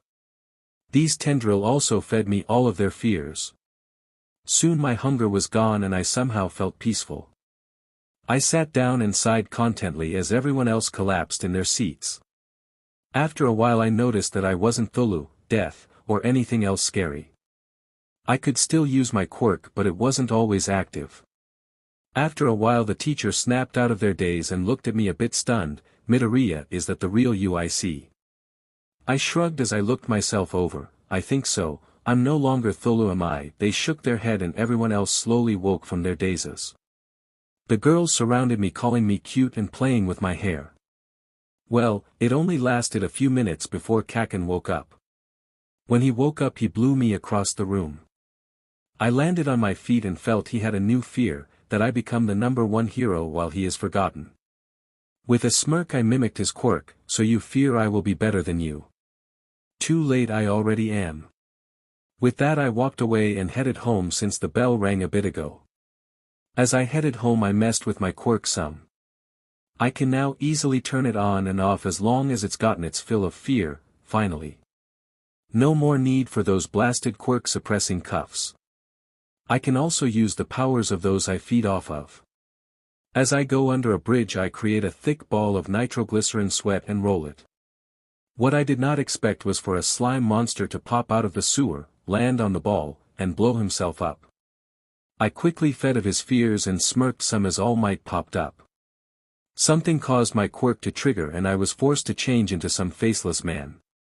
I grew tall, lost my hair, and gained so many quirks. Before All Might could attack me I fed off his fear. As I fed on it he began to relax some as my real form was revealed. I am sorry for feeding on your fear, All Might. My quirk just activated near you for some reason, also I now have a copy of your quirk. I'm so sorry. I quickly bowed to him a bit scared. After a few minutes All Might straightened me up. How did you look like him? Do you know All for One? I shook my head. No sir, but he is still alive. I could feel him while I was him. My quirk is called Fear's Embrace and I am able to become what people fear. It was only a little bit ago I realized I could feed on people's fears and look like the real me. I don't know how long you'll not be deathly afraid of him, but I see why you are. As I said that the slime monster had reformed himself and tried to attack me. Out of anger I used his fear against him by becoming multiple All Mights. How rude, can't you see I am talking to my idol? He screamed and shoved himself into a nearby bottle saying he surrendered. All Might and I were stunned for a bit before we both started laughing and I became normal. Normally stories like this end with me replacing my idol, but instead I joined the underground heroes. My quirk is made for it and I get plenty of fear to feast on. Kaken became #1 hero as he wanted, even though I do prank him sometimes. We became friends again during UA, but that is a story for another time. Yes, for those who caught the reference, this is a Max Steel and My Hero Academia fan fiction. I sighed as I put the final boxes into the shipping crate. Mom, why are we moving to America? We have always been here. My mom chuckled. I'm sorry, but the job offer there was one I couldn't refuse. It is more than twice what I currently make. You will also see your Uncle Ferris when we get there. I rolled my eyes as I gently grabbed an old video game only for it to spark and explode in my hands.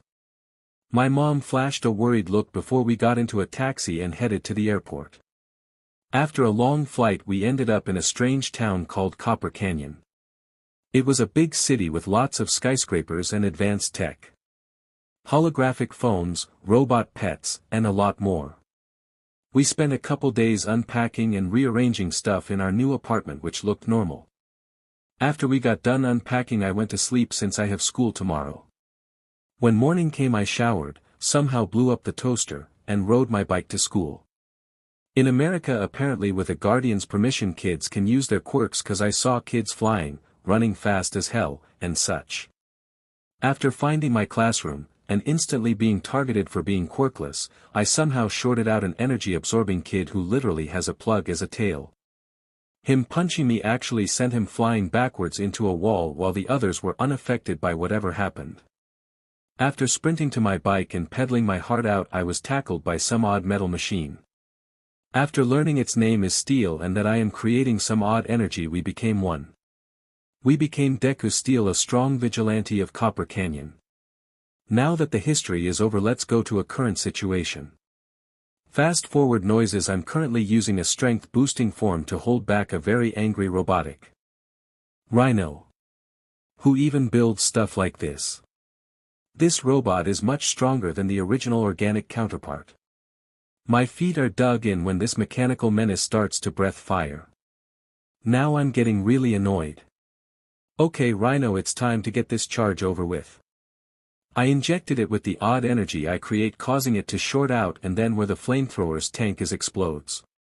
What I don't expect is that the head opens up and a glowing black axolotl floats out of it. DMN it Deku Steel, you may have stopped me this time, but I will steal the relics next time. As it did its stupid revenge monologue, I simply put it in a fast food drink cup and closed the lid. Okay Mad Maxolotl, calm down, cause you are going to jail and staying there. It's Dr. Axolotl. Dr. Axolotl, not Mad Maxolotl. I swear if people start to call me this, I will turn you into my next mech. Sheesh, can you not take a joke? DMN, I didn't know your name and try to make a joke because you were an axolotl, I groaned as I handed him over to the cops to handle before I transform and fly off. Note to self: find more modes to fight these villains. Card Apprentice Izuku. This short story is based off a story on web novel called Card Apprentice Daily Log. The writer of the story gets full props for my idea as they inspired me. Small bit of story info so you're not lost. The story's world is full of dungeons and monsters that hunt humans. In retaliation, humans discovered abilities and formed them into cards. To make cards easy to use, they created magic books called grimoires. These grimoires display bound owners' stats, cards in use, cards being stored in them, and act like our cell phones with calling and an internet-like network. This world technology is replaced with magical versions, and everyone has a grimoire, even if they don't have enough skill to use a true grimoire. If that sounds interesting, read the real story on web novel. Day 1, oh, I guess I better get this going. I'm Izuku and I just got an odd book. It suddenly appeared today. I just turned 4 and I thought I'd write in it. Basically, when I truly became 4 years old, the book suddenly appeared.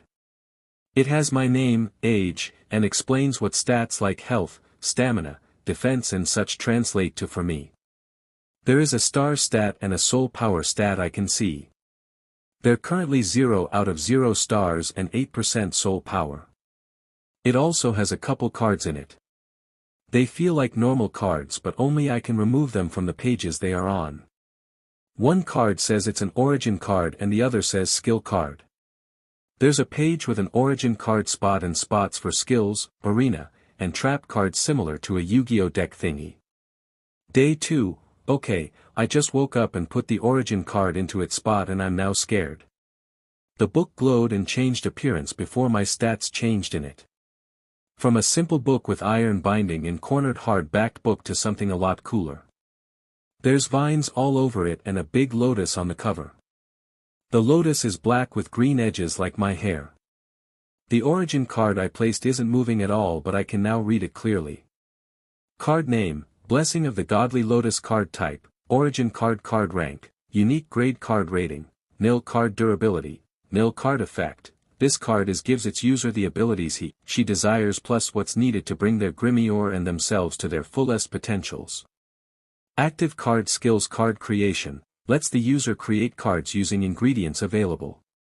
More practice and better ingredients makes better cards. Dungeon creation, gives user unique ability to create, destroy, and move lootable dungeons to get better ingredients. Stat MSTR, puts all stats to the max and helps user learn a lot faster. Passive card skills. Petal creation, over time the user's grimoire will randomly create a petal which the user can use to replace an ingredient in card or dungeon creation. All petals are automatically stored in the Grimoire. Grimoire Network adds the ability to use Grimoire like a cell phone. Note, this card is just for the current user.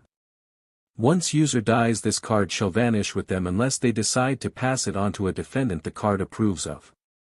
That is so cool. I actually have an awesome quirk. Okay, anyways, I've only got one petal in storage in the form of a card. It's a lot simpler than my origin card.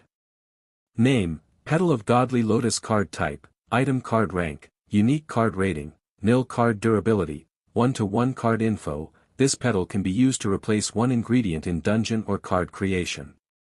After looking at this card, my Grimoire, as I now know it's called, beeped at me. It had a notification from HeroTube about a new All Might video. I flipped the page to see a legit web page on my book with a keyboard on the other page. I could resize and control them with just my mind. Without noticing, I headed downstairs and started to watch the video. Okay, the couch. Mom was confused until she saw and heard the video playing in my Grimoire. She freaked out obviously until I showed her it's part of my quirk by making my Grimoire vanish and reappear. I then wrote this, finding my previous post in a digital notepad app-like thing. Day 3 of having my Grimoire is a crazy one. I went to school as always and Kachin asked if my quirk showed up. I showed him my Grimoire and he tried to take it from me. Instead of him being able to, the book's vines grabbed me and keep itself in my possession. Scared him enough to make him blast it with his explosive quirk, which caused no damage. Once I calmed him down, I showed him how it works since I had a few petals that formed as I slept. Using some of his sweat, a couple petals, and my imagination, I copied his quirk into a skill card. He watched as the materials floated in mid-air and fused into a singular card after glowing vine thingies connected them. I can't explain how I did it, but I did it. Card name, Explosive Sweat Glands card type, skill card rank, A+ card rating, 9 stars card durability, 100 out of 100 card effect. When card is set in active card slot, this card gives the user the ability to produce and trigger explosive sweat from their pores. Active skills, Explosive Sweat Glands. Sweat glands on the palm of the hands and bottom of the feet of the user will now create explosive sweat on command. Sweat trigger, this will let user explode sweat collected on hands and or feet. Passive skill, blast-proof body, makes user immune to explosions up to 4 teratons of TNT. Kachin laughed at first, thinking it was a magic trick I set up over the weekend until I equipped the card and used it. My explosions were stronger and I accidentally blew up my shoes, sending me flying into the air. People thought we were related as I was exploding like him. I then decided to look at my skill card that came with my Grimoire when it appeared. Card name, God Lotus Physic and Fighting Style card type, skill origin card. Card rank, unique card rating, nil card durability, nil card effect, gives user the ultimate physic and a unique martial arts just for them. Blessing of the Godly Lotus must be in first origin card slot to be able to be placed in second origin card slot.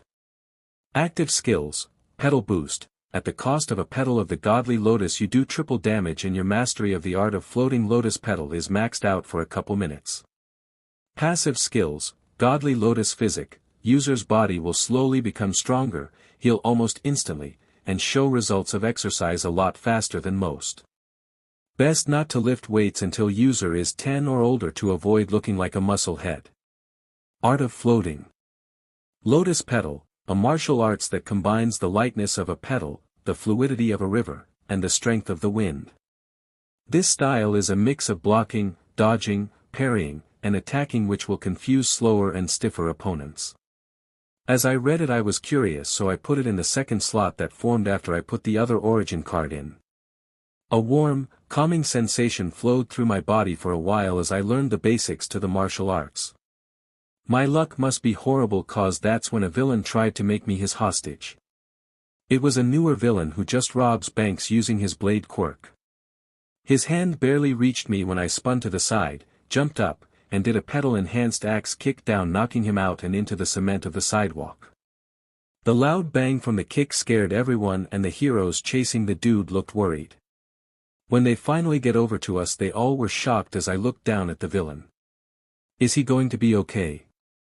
I didn't mean to kick so hard, he scared me. I asked as I looked scared thinking I killed the dude. The heroes took him away, police came over and interrogated me, and I actually got reward money cause there was a bounty on him. When school finished I rushed home and gave it to Mom. Unfortunately I got the 3rd degree until the cops came and explained to her what happened. Still grounded for a couple days but nothing horrible. Year 11, day 360, it's been a while since I got my grimoire. Since I've gotten it I've created multiple dungeon cards which I can raid 100 times each before they break and I have to remake them. Each dungeon is different and I've actually made a dungeon card that is unbreakable. That card is used by Kachin and I to train our quirks and to fight stone golems that rebuild themselves. It annoyed Kachin the first time he fought them.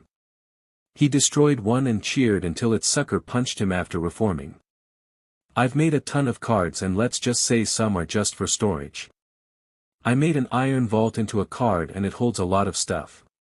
As a joke I made a magic hover bike and use it to get to and from school. It became somewhat popular and people wanted them but they couldn't use my cards. Oh well, more cool stuff just for me. Anyways, today I am going to apply for UA. If there are robots I plan to make them into cards and use them against their batch mates. I'm thinking smaller ones get flight and speed as the bigger ones become tanks with lots of damage causing add-ons. Maybe an explosive punch would work. Anyways, I hope this goes well.